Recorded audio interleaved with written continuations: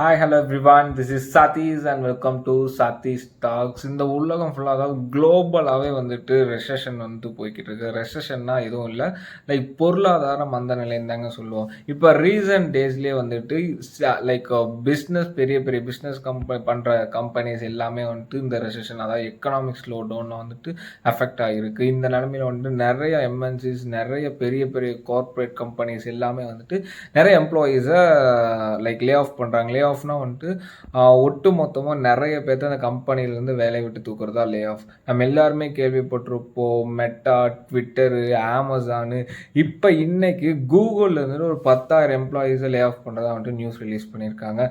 இது எல்லாமே எதனாலனா இந்த ரெசஷன் ஒரே ஒரு காரணத்துக்காக தான்.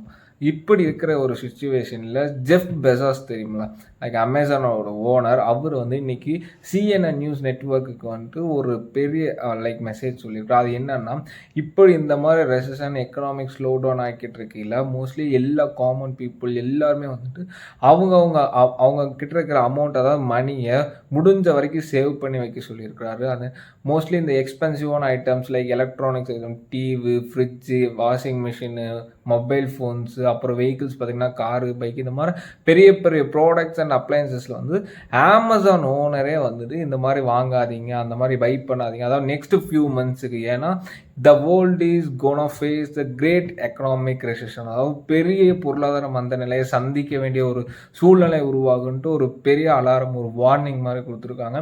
ஸோ முடிஞ்ச வரைக்கும் அவர் என்ன சொல்கிறது, நம்மளுக்கே லைக் தெரியுமில்லை, முடிஞ்ச வரைக்கும் ஒரு நம்ம கிட்ட அமௌண்ட்டை அந்த எக்ஸ்பென்சிவான ஐட்டம்ஸ் ரொம்ப ஒரு யூஸ்லெஸ்ஸாக செலவு பண்ணாமல் நெக்ஸ்ட் ஒரு ஃபியூ மந்த்ஸுக்கு இந்த எக்கனாமிக் ஸ்லோடவுன்லாம் முடிஞ்சு ஒரு நார்மல் லெவலுக்கு வர்ற வரைக்கும் எல்லா பீப்புள் அண்ட் பப்ளிக்குமே அந்த மாதிரி எக்ஸ்பென்சிவ் ரொம்ப லக்ஸுரி லைஃப் ஸ்டைலுக்காக செலவு பண்ணாமல் உங்ககிட்ட அமௌண்ட்டை சேவ் பண்ணி வச்சுக்கோங்க. ஸோ இந்த ஒரு மெசேஜுக்காக தான் இந்த வீடியோ.